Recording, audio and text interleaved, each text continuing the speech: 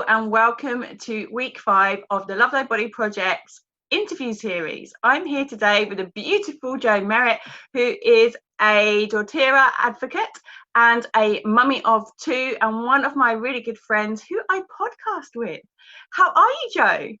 Good, I'm good. I'm happy. It's warm enough to have skin out, which is always lovely. Oh yes. It's not sunny, it's not so lovely. No, it's overcast. It's like, I mean, we live in the same town, don't we? So yeah, we've got the same weather, I reckon. I do like to be barefoot though and have my air on my skin. Do you know what I mean?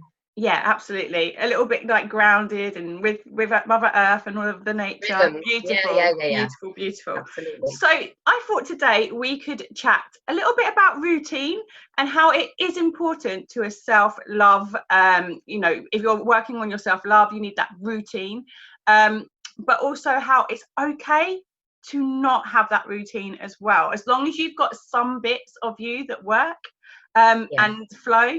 Because I think when you start to have a habit and you create a habit, it just becomes like natural, doesn't it? Like you're just saying, you like to walk barefoot and things like that. And I know that you take your exercise very, very seriously. But before we talk about it, would you like to just give a little introduction to yourself? Yeah, sure. Then, so as Serena's just said, I'm a mum of 2. They're teenagers, they're not littlies anymore, but I'm doing it pretty much on my own these days. And I am a wellness advocate for doTERRA, which is an essential oil company. They're a global company and they sell extremely high quality essential oils so they can work in a medicinal kind of way for your body. I've also got a few other things going on, but those are my passions really, my kids and my oils.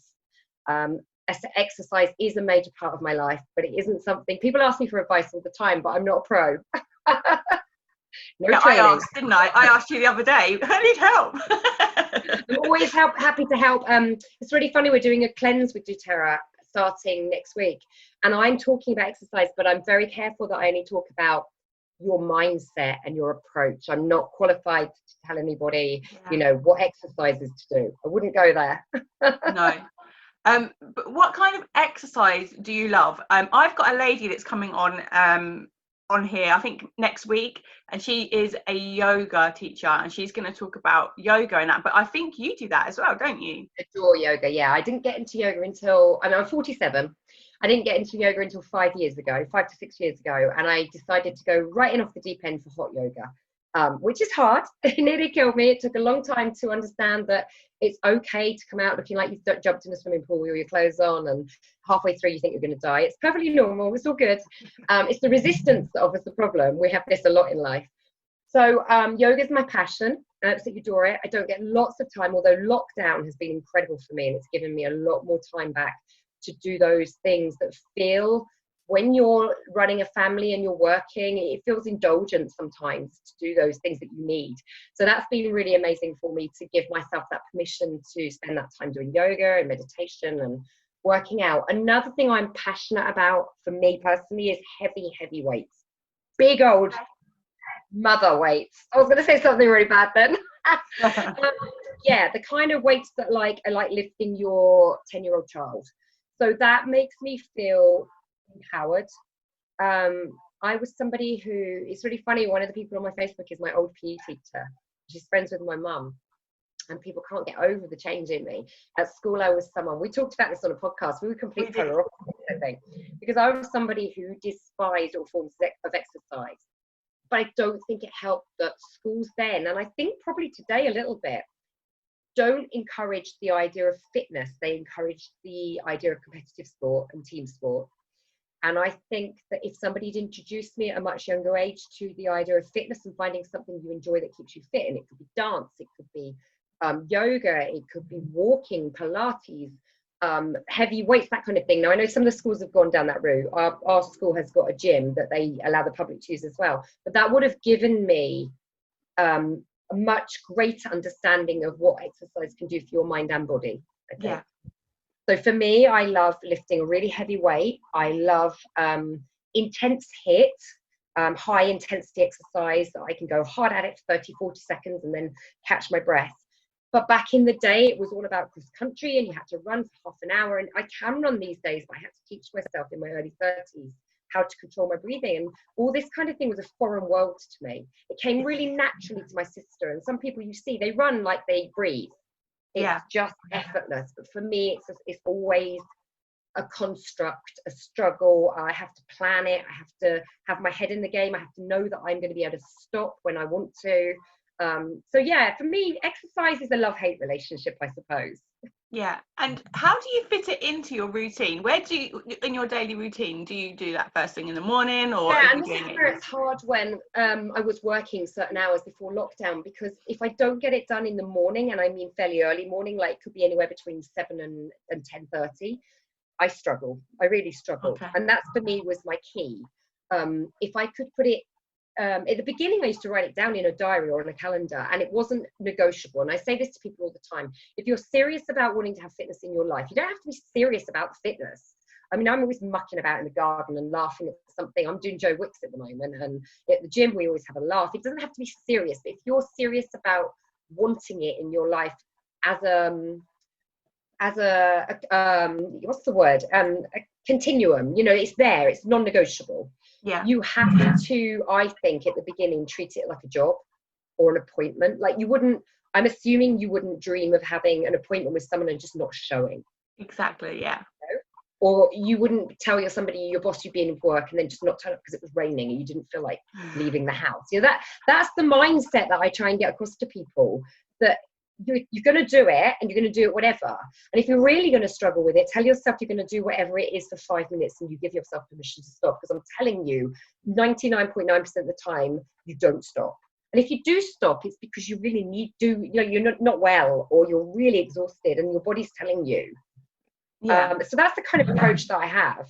I have been known, I mean, yoga I can do it any kind of day, any time of day. I can do it in the evening. In the summer it's lovely to do it outside in the evening. I don't mind doing it. If I have to fit it in, I will do it at other times of the day, but I hate it. I really hate it.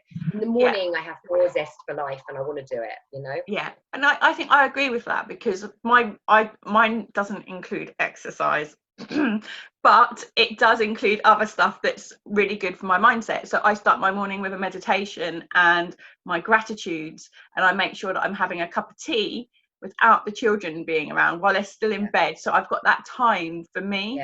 And that is part of my routine, because if I didn't have those things, I wake up feeling grotty and miserable. And if I'm having a day where I can't be bothered to get up, I'm tired or whatever, if I push myself to do it, I always feel so much better than if I just leave it and go, okay, I'm not going to bother. So that routine is meditation I try and do as well, but it's something that's slipped a lot recently. But it's almost like, because I'm getting the exercise, I don't quite have to rely on the meditation so much. And the gratitude I do every day, but if I haven't written it recently, I've at least mentally gone through a list of things I'm grateful for. And I'm finding that if I made a list of all the things I need in my life, if some of them go, as long as I've got the others, it's like it's just enough balance.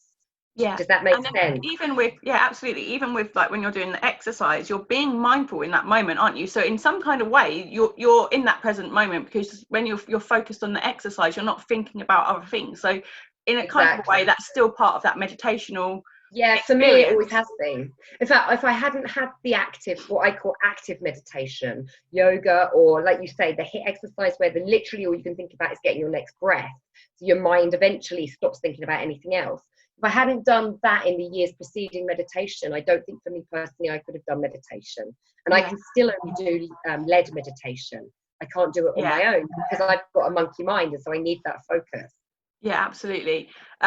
So with your routine, that's your main part of your routine in the morning. So how does the rest of your day go? How do you make sure that you're staying in that mindset, that you you know, that self-love complete mindset? Opposite. It's completely opposite. I find if I meditate or do a workout in the morning, it really does set me up for the day. I feel utterly different.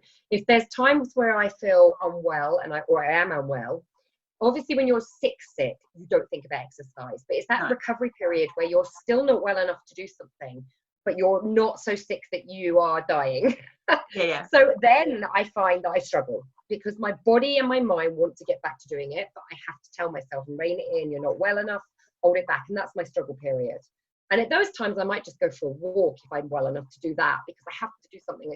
I have I have a mind that it feels like walls and ceiling are closing in on me if I don't get my body and my heart rate up, basically. It's something that I struggled with. I had depression and anxiety from about 21. It took me till about, I mean, I always did a bit of swimming or a bit of keep fit, as it was back in the day, because I'm that old. Aerobic. Cindy Crawford workout. Yeah, exactly. Oh my God, I did that. The chair in the living room, I did that. But for me, if I don't have something, I find that my depression and anxiety become a little bit too overwhelming. It's definitely my coping mechanism.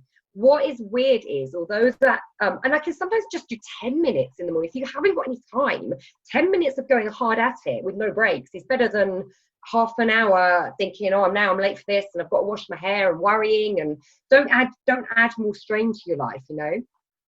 But I find if I've set myself up for the day, I can just about cope. But what's weird is the rest of my day, I have no routine pretty much whatsoever, because it stifles me. And the complete opposite in the rest of my life. It's weird. So with, like, say your work and stuff, do you have the routine with that? Because you're self-employed with what you're doing, right? Yeah, I have structure, but I don't have routine.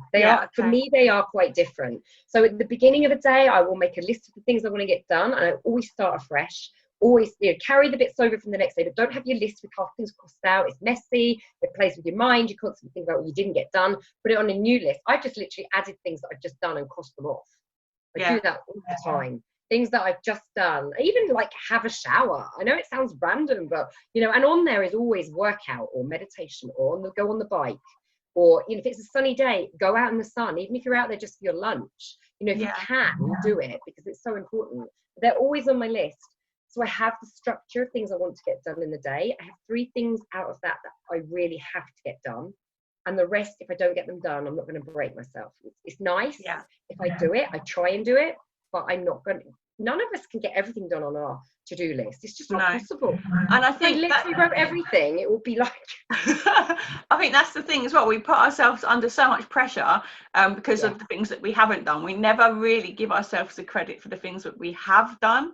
Exactly. And if we can change our mindset to work that other way, if we can write that list, I do beat myself up sometimes because I've got big projects coming up or whatever, and if I procrastinate on them, if I haven't done them on the day I've put down in my diary, if I haven't started it by that day, I give myself like a big, like, now how are you going to get that done? Because you've now left yourself with less time. Missed your window. Yeah, my window's gone. But I still feel that I get it done anyway. And I work better under pressure. So I think my mind is telling me you don't need to do that now, because you're going to get it done anyway. Even if you do it 2 days before, it's going to get done. But then if I do it at the beginning, I think I overanalyze. Whereas when I do it at the end, I do what I know, what I was planning to do, that focus. Otherwise I start to, like, other bits come into it that didn't need to come into it, and all sorts of stuff like happen. So my mind has to be good. Yeah. As a journalist, I found that my better work was when I had a small window. I wrote better because you crystallize your thinking. You have to get it done. Yeah, you're more focused, I think. Right. You've got that deadline. So I kind of like airy fairy around all my stuff until it gets to the point, and then I start going and panic. But then I get that focus, and that panic bit scares me, because I think it's your own fault. You've left it till that late. But somewhere in my subconscious mind is going, it's okay, Serena, because you work better that way. And so there's an incredible woman called Gretchen Rubin who has a podcast called Happier with her sister Elizabeth. And she is a trained neuro something or other. She's in the world of the mind. And she says that there's research that's been done that shows that actually people are very different in the way they operate, not just in the way they actually carry out the structure of their day, but the way that their mind works. What you've just said is true. So some people genuinely do produce better work by leaving it to the last minute. And some people produce better work by planning it and getting it done. The kid who would always get their homework done like 2 days before it needed to be, and then you'd have the one finishing it over breakfast that morning or on the bus. And it is a genuine thing, right? Whereas I'd have it done the minute I got home from school the first day, and it was done. So there is a genuine thing. That's because my mum and dad made me do it that way. It was completely against the way I wanted to do things. So as I got older as an adult, I evolved into who I wanted to be and the way I wanted to work. But they also say that if you've got children who work in a different way to you, or a partner, you've got to learn to let them do what they do, because they might not be like you. You know, Yeah. they might not produce their best work if you're hot-housing them and making them do things straight away. It's interesting. Yeah, For me, I think as well. when I said to you about structure and routine goes out the window. So I have a list, but if it's suddenly really sunny, I will think, I'll work this evening instead, and I'll go out in the sun. Yeah. Or if my daughter says, can you take me here? And I'm thinking, well, there are exceptions. There's things you always have to do at a certain time, or you've got an appointment. But if it can go any way, you know, if it's flexibility, I will use that flexibility, because that's how I work better. Yeah. And I think as well, if you've just, like you were saying before, if you're condensing it down to just 3 things you need to do that day, if you've only got 3 things on your list that are a must for that day, and you can move the rest of the stuff around a little bit, it kind of takes that pressure off you as well to get everything done. But those 3 things, if they are the most important things, like I need to sort my passport out, because we're going away to visit Aj's family, and they've just asked for my person to confirm that I'm me, so I need to email her today. That is a must, because if I don't do that, I won't have my passport on time for going to where we need to go. But the other stuff that I've got to do, like my interviews and stuff, are a must, but everything else is just whatever, we'll go with the flow. I've got 4 kids here running around, so like life is crazy, right? So routine it's important to know that you've got some kind of a routine, but be flexible. I think that's it's a hard one. When I became a mum, I struggled in those probably years where they needed the routine, when they, you know, so they, for the first bit, it was okay. It was a novelty, staying at home when the baby slept and you're tired anyway, and that was fine. It was that period after, when they were, say, between 2 and 5, and they do like routine, and I don't like routine. And I would find that very hard. You know, I'd have friends who would say they'd leave the park at 4 o'clock going, well, we need to be home because at 4:30 I put tea on. And I was just like, no, it's a sunny day. I'll just give them an extra packet of rice cakes and they'll have some food at some point. And because I felt that stifled my creativity. I felt like I wasn't going to enjoy parenting if I had to stick to some kind of real structure. And so as a result, I think for a long time, my children became a lot more easy come, easy go than a lot of children. People would comment about my children's laid back attitude. You know, they weren't demanding stuff the way other children might have demanded stuff, or getting hissy because they're really hungry because they always have their dinner at that. They were happy just to graze on something and it was fine. No one died. That was my children are the same. I've never had like a set time where we sit and we eat and things like that. And they kind of, because life happens, right? So it could be, if we were out for a day out and we're not going to get our dinner until we get home, and then the next day there's not going to be a routine as such, but as long as they eat, that's fine. I know, same here, I know. I think for me, my philosophy, I suppose, that underpins all this, I think you can miss out on a lot in life if you're too structured. I agree. You do need to have that give and take, and you definitely need to take time. It can't all be work. That your exercise in the morning, that's your self-care routine. That's part of your self-love journey. That's stuff that you absolutely love to do. And the same with me. My morning is things that I really love to do, things that make me feel really good to start my day.